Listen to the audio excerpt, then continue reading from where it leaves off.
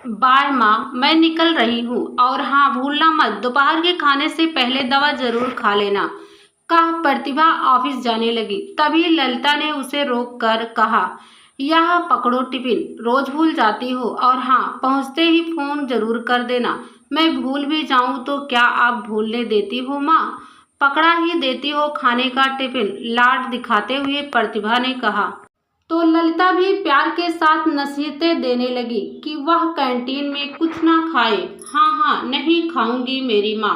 वैसे याद है ना, शाम को 5 बजे आप तैयार रहना, मैं जल्दी आने की कोशिश करूंगी। यह बात प्रतिभा ने इशारे में कही तो ललिता ने भी इशारों में ही जवाब दिया कि वह तैयार रहेंगी। क्या इशारे हो रहे हैं दोनों के बीच? ललिता और प्रतिभा को इशारों में बात करते देख विपुल ने कहा, देख लो पापा, जरूर यहाँ सास बहू और साजिश से चल रही है। विपुल की बातें सुन शंभू जी भी हंसे बिना नहीं रह पाए, मगर विपुल तो अपनी माँ के पीछे ही पड़ गया, यह जानने के लिए कि इशारों में प्रतिभा ने उनसे क्या कहा। यह हम सास बहू के बीच की बात है। प्यार से बेटे का कान चीरते हुए ललिता बोली। बेचारा विपुल बिना बात को जाने ही ऑफिस चला गया। दोनों को ऑफिस भेजकर ललिता 2 कप चाय बना लाई और फिर इत्मीनान से शंभू की बगल में बैठ गई। तुम सास बहू का क्या प्रोग्राम है, लेकिन जो भी हो, तुम सास बहू की बॉन्डिंग देखकर मन को बड़ा सुकून मिलता है।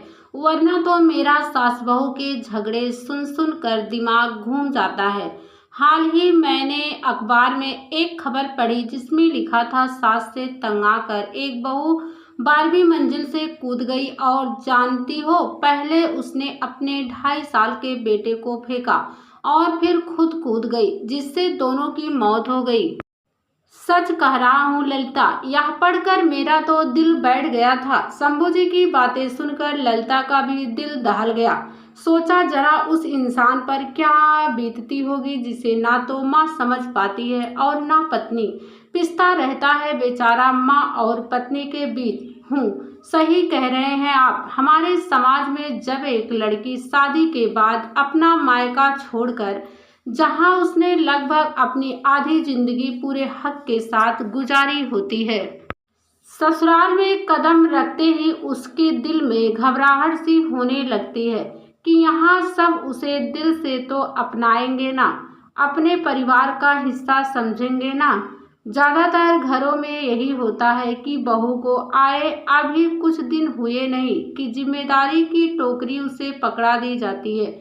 उसे यह तो समझा दिया जाता है कि सास ससुर के साथ साथ ननद देवर और नाते रिश्तेदारों को भी सम्मान देना होगा, लेकिन यह नहीं समझाया जाता कि आज से यह घर उसका भी है और ससुराल में उसकी राय भी उतनी ही मान्य होगी जितनी घर के बाकी सदस्यों की। क्या एक बहू का यह अधिकार नहीं कि घर के हित के लिए जो भी फैसले लिए जाए उनमें उसकी भी राय शामिल हो? क्यों सास को लगने लगता है कि बहू आते ही उससे उसके बेटे को छीन लेगी? अगर ऐसा है तो फिर ना वे करे वे अपने बेटे की शादी, रखे अपने आंचल में ही छिपाकर। अगर शादी के बाद बेटा अपने परिवार को कुछ बोल जाए तो सबको यही लगने लगता है कि बीबी ने ही सिखाया होगा उसे ऐसा बोलने के लिए, और यही झगड़े की जड़ है। हर बात के लिए बहू को ही दोषी ठहराया जाने लगता है, और तो और उसके मायके को भी नहीं छोड़ते लोग। कहते हुए ललिता की आंखें गीली हो गई, जो शंभू जी से भी छिपी ना रह पाई। वह समझ रहे थे कि आज ललिता के मन का गुब्बार निकल रहा है और वह वही सब बोल रही है जो उसके साथ हुआ है। उन्हें भी तो याद है, कभी उनकी माँ ने ललिता को चैन से जीने नहीं दिया। बात बात पर ताने उलाने, गाली गलौज, यहाँ तक कि थप्पड़ भी चला देती थी वह ललिता पर, और बेचारी रोकर रह जाती। लेकिन क्या कोई भी लड़की अपने मायके की बेइज्जती सहन कर सकती है भला? जब ललिता की सास उसके मायके के खिलाफ कुछ बोल देती तो उससे सहन नहीं होता और वह पलट कर जवाब दे देती, यह बात उनकी माँ की बर्दाश्त के बाहर चली जाती। गरजते हुए कहते कि अगर फिर कभी ललिता ने कैंची की तरह जबान चलाई तो वह उसे हमेशा के लिए उसके मायके भेज देगी, क्योंकि उनके बेटे के लिए लड़कियों की कमी नहीं है। बेचारे शंभू जी भी क्या करते, खून का घूंट पीकर रह जाते, पर अपनी माँ से कुछ कह ना पाते। अगर कुछ बोलते तो जोरू का गुलाम कहलाते, और पहले के जमाने में कहाँ बेटे को इतना हक होता था कि वह पत्नी की तरफदारी में कुछ बोल सके। मैंने तो पहले ही सोच लिया था शंभू जी की जब मेरी बहू का गृह प्रवेश होगा तो उसे सिर्फ कर्तव्यों, दायित्वों, जिम्मेदारियों और फर्ज की टोकरी ही नहीं थमाऊंगी, वरना उसे उसके हक और अधिकारों का गुलदस्ता भी दूंगी, क्योंकि आखिर वह भी तो अपनी ससुराल में कुछ उम्मीदें लेकर आएगी। और अगर तुम्हारी बहू ही अच्छे विचारों वाली नहीं आती तब तब कैसे निभाती उससे? शंभू जी ने पूछा। अपने पति की बातों पर वह हंसी और फिर कहने लगी, मैंने यह भी सोचा था कि शायद मेरी बहू मेरे मन मुताबिक ना आए, लेकिन फिर भी मैं उससे निभाऊंगी, उसे इतना प्यार दूंगी कि वह भी मेरे रंग में रंग जाएगी। जानते हैं शंभू जी, अगर एक औरत चाहे तो फिर चाहे वह सास हो या बहू, अपने रिश्ते को बिगाड़ भी सकती है, और चाहे तो अपनी सूझबूझ से रिश्ते को कभी ना टूटने वाले पक्के धागे में पिरो कर भी रख सकती है। हर लड़की चाहती है कि वह एक अच्छी बहू बने, पर इसके लिए सास को भी तो अपनी जिम्मेदारी समझनी होगी ना। अगर घर के किसी फैसले में बहू की सहमति ना ले, उसे पराई समझे, तो वह हमें कितना अपना पाएगी? बोलिए। उफ, बातों बातों में समय का पता ही नहीं चला। घड़ी की तरफ देखते हुए ललिता ने कहा, आज आपको दुकान पर नहीं जाना है क्या?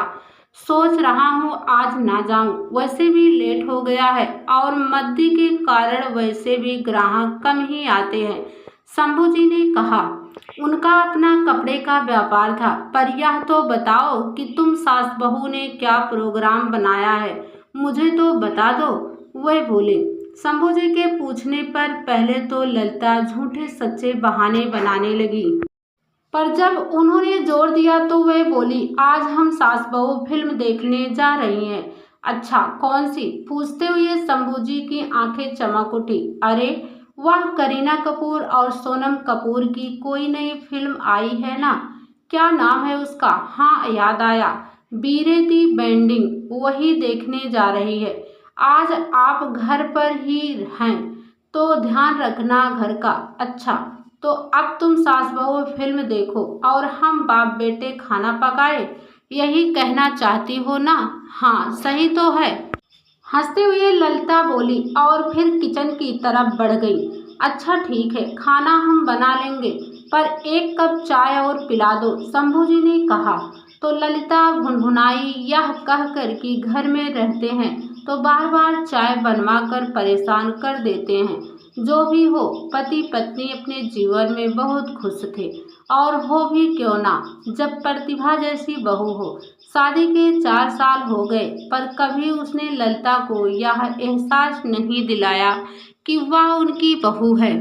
पास पड़ोस, नाते रिश्तेदार इन दोनों के रिश्ते को देखकर आश्चर्य करते और कहते कि क्या सास बहू भी कभी ऐसे एक साथ इतनी खुश रह सकती है? लगता ही नहीं है कि दोनों सास बहू हैं। प्रतिभा एक मल्टीनेशनल कंपनी में अच्छे पैकेज पर नौकरी कर रही थी, और वहीं उसकी मुलाकात विपुल से हुई, जो जान पहचान के बाद दोस्ती और फिर प्यार में बदल गई। 2 साल तक बेरोक टोक उनका प्यार चलता रहा, और फिर दोनों परिवारों की सहमति से विवाह के बंधन में बंध गए। वैसे तो बचपन से ही प्रतिभा को सास नाम के प्राणी से डर लगता था, क्योंकि उसके जेहन में एक हौंक सा बैठ गया था कि सास और बहू में कभी नहीं पड़ती, क्योंकि अपने घर में भी तो उसने आए दिन अपनी माँ और दादी को लड़ते झगड़ते ही देखा था। जो जो वह बड़ी होती गई, दादी और माँ में लड़ाइयाँ भी बढ़ती चली गई। उसे याद है जब उसकी माँ दादी में झगड़ा होता और उसके पापा किसी एक की तरफदारी करते तो दूसरी का मुंह फूल जाता। हालत यह हो गई कि फिर उन्होंने बोलना ही छोड़ दिया। जब भी दोनों में झगड़ा होता, प्रतिभा के पापा घर से बाहर निकल जाते। नाते रिश्तेदारों और पास पड़ोस में भी तो आए दिन सास बहू के झगड़े सुनते देखते वह घबरा सी जाती। उसे याद है जब पड़ोस की शकुंतला चाची की बहू ने अपने शरीर पर मिट्टी का तेल छिड़क कर आग लगा लिया था, तब यह सुनकर प्रतिभा की रूह कांप उठी थी। वैसे हल्ला तो यही हुआ था कि उसकी सास ने ही उसे जलाकर मार डाला, मगर कोई सबूत न मिलने के कारण वह कुछ सजा पाकर ही बच गई थी। मगर मारा तो उसे उसकी सास ने ही था, क्योंकि उसकी बहू तो गाय सामान सीधी थी। ऐसा प्रतिभा की दादी कहा करती थी। प्रतिभा की दादी भी किसी सांपनाथ से कम नहीं थी और माँ तो नागनाथ थी ही, क्योंकि दादी एक सुनाती तो माँ हजार सुना डालती। खैर, एक दिन प्रतिभा की दादी इस दुनिया को छोड़कर चली गई, लेकिन असर तो उसे तब हुआ जब दादी की 13वीं पर मोहल्ले की औरतों के सामने घड़ियाली आंसू बहाते हुए प्रतिभा की माँ शांति कहने लगी कि उनकी सास सास नहीं माँ थी उनकी, जाने अब वह उनके बगैर कैसे जी पाएंगी। मन तो हुआ प्रतिभा का कि कह दे कि क्यों झूठे आंसू बहा रही हो माँ, कब तुमने दादी को माँ माना, मगर वह चुप रही। मन ही मन सोचने लगी कि बस नाम ही शांति है उसकी माँ का, काम तो सारे अशांति वाले ही करती है। सास बहू के झगड़े सुन देखकर प्रतिभा का तो शादी पर से विश्वास ही उठ गया था। जब भी उसकी शादी की बात चलती वह सिहर जाती, सोचती ना जाने कैसी ससुराल मिलेगी, कहीं उसकी सास भी शकुंतला चाची जैसी निकली तो, या कहीं उसमें भी उसकी माँ का गुण आ गया तो। ऐसे कई सवाल उसके मन को डराते रहते। अपने मन का डर उसने विपुल को भी बताया, जिसे सुनकर उसकी हंसी रुक नहीं रही थी। किसी तरह अपनी हंसी रोककर वह कहने लगा, हाँ मेरी माँ सच में ललिता पावर है। सोच लो, अब भी समय है, कहीं ऐसा ना हो तुम्हें बाद में पछताना पड़े। पागल, मेरी माँ पुराने जमाने की सास नहीं है, तुम्हें उनसे मिलने के बाद खुद ही पता चल जाएगा। विपुल की बातों ने उसका डर जरा कम तो कर दिया, पर पूरी तरह से खत्म नहीं हो पाया। अब भी सास को लेकर दिल के किसी कोने में डर तो था ही। विदाई के वक्त बड़े प्यार से शांति ने भी अपनी बेटी के कान फूंकते हुए समझाया था, देख बिटिया, सास को कभी माँ समझने की भूल ना करना, क्योंकि सास चुड़ैल का दूसरा रूप होती है। देखा नहीं अपनी दादी को, माँ जी कहकर उसे सिर पर मत बैठा लेना, पैरों में तेल मालिश वालिश की आदत तो डालना ही मत, नहीं तो मरते दम तक तुमसे सेवा करवाती रहेगी। सबसे बड़ी बात, पति को अपनी मुट्ठी में रखना और उसके कमाए पैसों को भी, अपनी कमाई तो उसे छूने भी मत देना। एक बार मुंह को खून लग जाए तो आदत पड़ जाती है। समझ रही हो ना मेरे कहने का मतलब। अपनी माँ की कुछ बातों को उसने आत्मसात कर लिया तो कुछ को नहीं।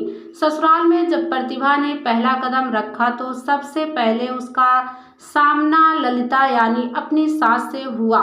उनका भरा हुआ रोबीला चेहरा, लंबा चर्बी से लदा शरीर देखकर ही वह डर गई। लगा जैसे नाम वैसे ही रूप, और जिस तरह से वह आत्मविश्वास से भरी आवाज में बातें करती, प्रतिभा कांप जाती। वह समझ गई कि उसका हाल वही होने वाला है जो और बेचारी बहुओं का होता आया है, मगर हफ्ता 10 दिन में ही जान लिया प्रतिभा ने कि यथा नाम तथा गुण वाली कहावत ललिता पर कहीं से भी लागू नहीं होती है। तेज तर्रार कैंची की तरह जबान और सांसों वाला रोब जरा भी नहीं था उसके पास। एक रोज जब वह अपनी माँ को याद कर रोने लगी तो उसकी सास ने उसे सीने से लगा लिया और कहा कि वह उसे सास नहीं माँ समझे और जब मन हो जाकर अपनी माँ से मिलाए।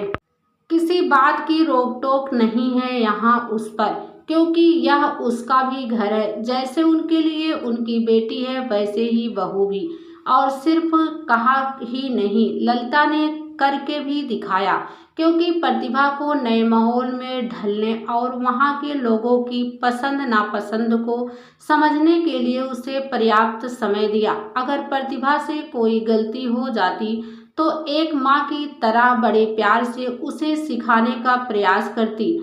पाक कला में तो उसकी सास ने ही उसे माहिर किया था, वरना एक मैगी और अंडा उबालने के सिवा और कुछ कहाँ बनाना आता था उसे। लेकिन कभी ललिता ने उसे इस बात के लिए ताना उल्हाना नहीं मारा, बल्कि बोलने वाले का भी यह कह कर मुँह चुप कर देती कि आज की लड़कियां चांद पर पहुंच चुकी हैं।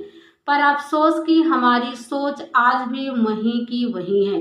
क्यों हमें बहू सर्वगुण संपन्न चाहिए? क्या हम सासे भी हैं सर्वगुण संपन्न? और यही उम्मीद हम अपनी बेटियों से क्यों नहीं लगाते? फिर क्या मजाल जो कोई प्रतिभा के बारे में कुछ बोल भी दे। उस दिन ललिता की बातें सुनकर दिल में प्रतिभा ने अपनी सास को माँ समझा और सोच लिया कि वह कैसा रिश्ता निभाएगी अपनी सास से। कभी ललिता ने यह नहीं जताया कि विपुल उनका बेटा है तो विपुल पर पहला अधिकार भी उनका ही है, और ना ही कभी प्रतिभा ने ऐसा जताया कि अब उसके पति पर सिर्फ उसका अधिकार है। जब कभी बेटे बहू में किसी बात को लेकर बहस छिड़क जाती तो ललिता बहू का ही साथ देती। इससे प्रतिभा के मन में ललिता के प्रति और सम्मान बढ़ता गया। धीरे धीरे वह अपनी सास के और करीब आने लगी, पूरी तरह से खुलने लगी उनके साथ। कोई भी काम होता तो वह ललिता से पूछकर ही करती। उसका जो भय था सास को लेकर वह दूर हो चुका था। लोग कहते हैं अच्छी बहू बनना और सूर पर जाना एक ही बात है, लेकिन अगर मैं एक अच्छी बेटी हूँ तो अच्छी बहू क्यों नहीं बन सकती? माँ दादी को मैंने हमेशा लड़ते झगड़ते देखा है, लेकिन गलती सिर्फ दादी की ही नहीं होती थी। माँ चाहती तो सास बहू के रिश्ते को संवार सकती थी, पर उन्होंने और बिगाड़ा रिश्ते को। मुझे भी उन्होंने वही सब सिखाया सास के प्रति, पर मैं उनकी एक भी बात में नहीं आई, क्योंकि मैं जानती थी कि सामने वाले मुझे वही देंगे जो मैं उन्हें दूंगी। और ताली कभी एक हाथ से नहीं बजती। शादी के बाद एक लड़की का रिश्ता सिर्फ अपने पति से ही नहीं जुड़ता, बल्कि ससुराल के बाकी सदस्यों से भी खास रिश्ता बन जाता है। यह बात क्यों नहीं समझती लड़कियां? अगर अपने घर का माहौल हमेशा अच्छा और खुशी भरा रखना है तो मुझे अपनी माँ की बातें भूलनी होगी, और फिर सिर्फ पति पत्नी में ही 7 वचन क्यों, सास बहू भी क्यों ना कुछ वचनों में बंध जाए, ताकि जीवन सुखमय बीते सके। अपने आप से ही कहती प्रतिभा। उसी दिन ठान लिया प्रतिभा ने कि वह सास बहू भी कुछ वचनों में बंधेंगी और अपने रिश्ते को एक नया नाम देगी, अनोखा रिश्ता। अब प्रतिभा अपनी सास की हर पसंद नापसंद को जानने समझने लगी थी। चाहे शॉपिंग पर जाना हो, फिल्म देखने जाना हो, या घर में बैठकर सास बहू सीरियल देखना हो, दोनों साथ देखती। अब तो प्रतिभा ने ललिता को व्हाट्सएप, फेसबुक, लैपटॉप, यहाँ तक कि कार चलाना भी सिखा दिया था। सबके ऑफिस चले जाने के बाद ललिता घर में बोर ना हो, इसलिए उसने जबरदस्ती उन्हें किट्टी में ज्वाइनिंग करवा दी। शुरू में ललिता को अजीब लगा था, पर फिर मजा आने लगा। वह भी अपनी बहू के साथ जाकर और औरतों की तरह स्टाइल्स कपड़े खरीद लाती। वजन भी बहुत कम कर लिया था। आखिर दोनों सास बहू रोज वॉक पर जो जाती थी, अपने हल्के शरीर को देख बहुत खुश होती। ललिता और उसका सारा श्रेय देती अपनी बहू को, जिसके कारण उनमें इतना बदलाव आया था, वरना तो 5 गज की साड़ी में ही सिमटी उनकी जिंदगी गुजर रही थी। एक दिन चुटकी लेते हुए शंभू जी ने कहा भी, कहीं तुम ललिता पावर से 0 फिगर साइज वाली करीना ना बन जाओ। फिर मेरा क्या होगा मेरी जान? हाँ, बनूंगी ही।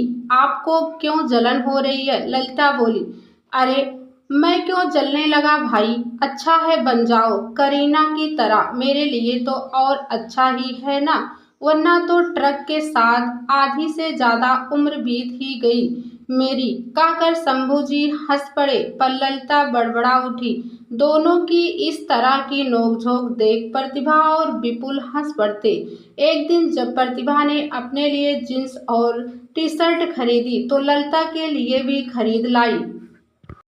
वैसे विपुल ने मना किया था कि मत खरीदो, माँ नहीं पहनेगी, पर वह ले ही आई। अरे यह क्या ले आई बहू? नहीं नहीं, मैं ये सब नहीं पहनूंगी, लोग क्या कहेंगे, और मेरी उम्र तो देखो। जीन्स व टी शर्ट एक तरफ रखते हुए ललिता ने कहा। उम्र क्यों नहीं है, अभी आपकी उम्र ही क्या हुई है माँ, लगता है आप 50 की हैं।